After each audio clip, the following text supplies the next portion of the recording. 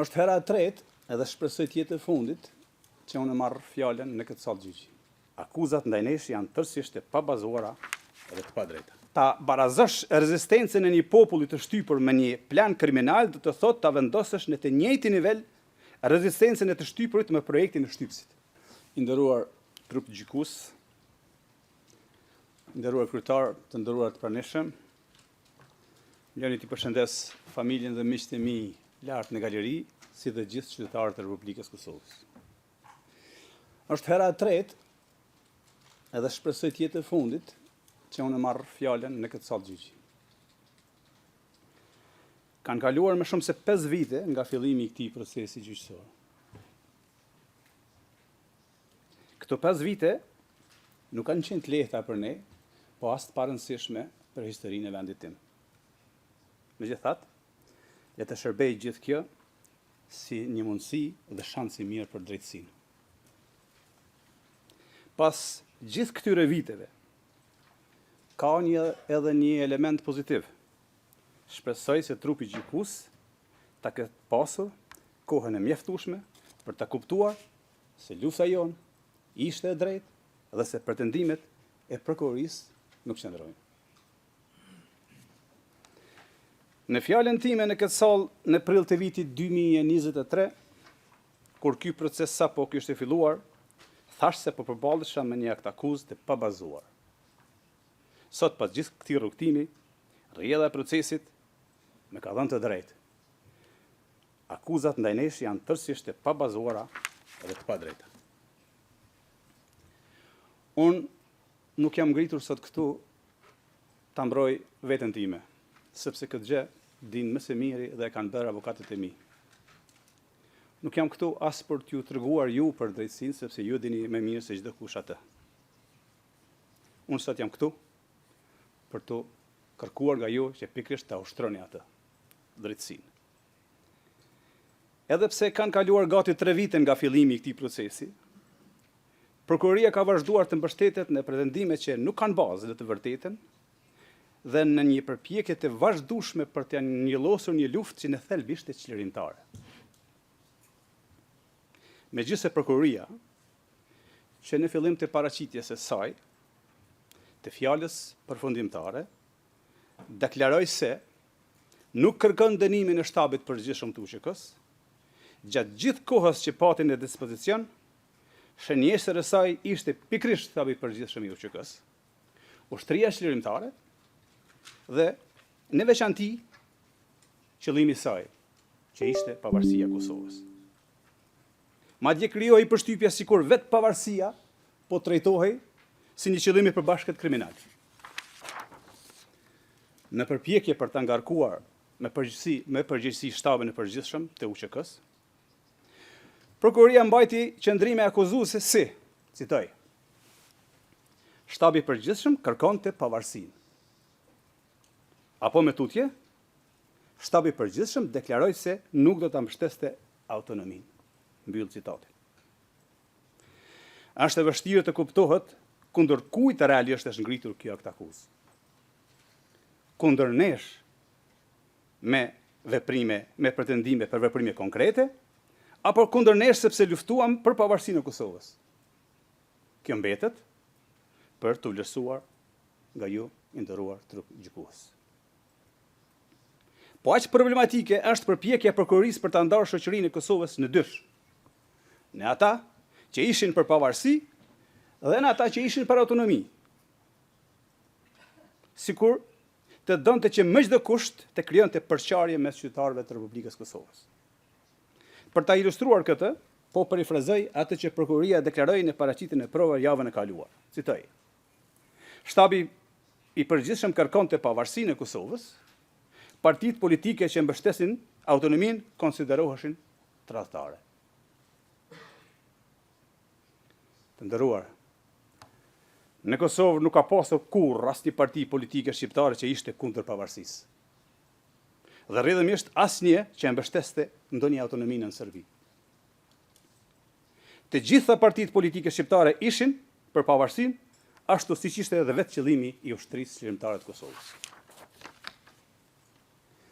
ta paraqesesh mbështetjen për pavarësi si kërkesë radikale dhe autonominë si moderne, është një sulm jo vetëm ndaj historisë Kosovës, por edhe ndaj të ardhmes së saj. Sikur prokuroria përpiqet të na ndajë ne shqiptarëve mes veti dhe ta barazojë UÇK-n me krimet e Serbisë. Askush nuk mund ta bëjë asnjërin e as tjetrën. Lufta qërimtare nuk mund të barazohet me shtesin vrasës të Serbisë. Ta barazosh rezistencën e një populli të shtypur me një plan kriminal do të thotë ta vendosësh në të njëjtin nivel rezistencën e të shtypurit me projektin e shtypësit. Ky barazim nuk është vetëm i pasakt, por thellësisht i padrejtë.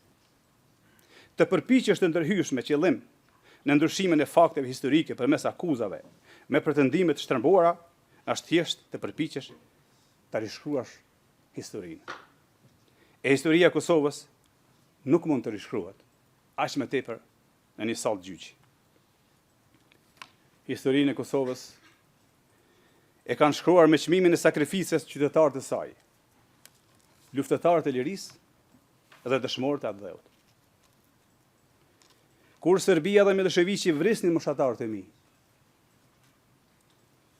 helmonin nxënës dhe student, i largonin prindërit tanë nga puna, mbyllin shkolla e spitale, na ndiqnin për të na vrarë dhe zbatonin spastrim etnik e gjenocid, çfarë duhet bënim ne? Të mos reagonim? Serbia kur nuk fshehu qëllimin e saj ndaj shqiptarëve. Në këtë sallë gjyqi, dëgjuam dëshminë e generalit Clark, i cili gjatë një takimi që kishte pasur me kasapën e Ballkanit, aja kishte deklaruar hapur qëllimet e tij për shqiptarët. Ne edhe gjithë opinioni që e përcillte atë dëshmi dëgjuam generalin e NATO-s, teksa tha, citoj: Miloševiqi më tha se e dim se si të sillemi me shqiptarët. Duhet vrarë të gjithë. Edhe ne e dinim këtë, sepse Serbia kur nuk e fshihte qëllimin e saj ndaj shqiptarëve. Prandaj pyes sërish, çfarë duhej të bënim ne? Ta prisnim radhën për të vrarë, apo të iknim nga vendi dhe shtëpitë tona? Asnjërin dhe as tjetrën. Prandaj duhej të rezistonim. Prandaj unë besoja se Kosova kishte nevojë për vetëmbrojtje. Kishte nevojë për njerëz të gatshëm ta jepnin edhe jetën për vendin e tyre. Kishte nevojë për dikë si që ishte Adem Jashari dhe ushtria shqiptare e Kosovës. Prandaj unë ju bashkova Adem Jasharit. Ushtria shqiptare e Kosovës nuk u krijuan nga dëshira, por nga nevoja.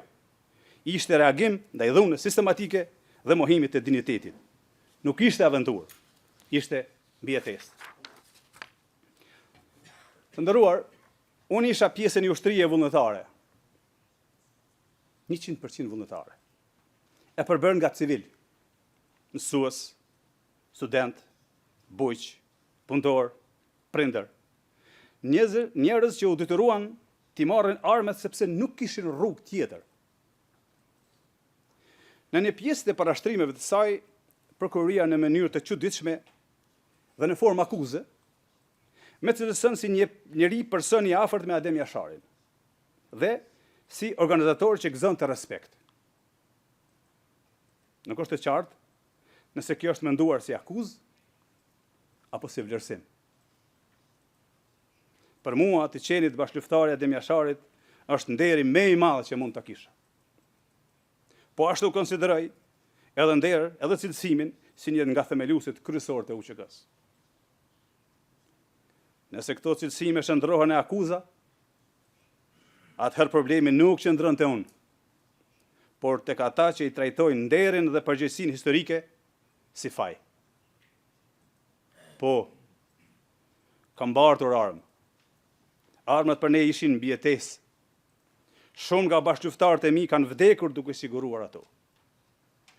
Ne kërkuam ndihmë dhe armë edhe nga vendet mike, përfshirë edhe Shtetet e Bashkuara të Amerikës, gjë që është trajtuar edhe në këtë sallë. UÇK-ja nuk kishte qëllim tjetër përveç lirisë.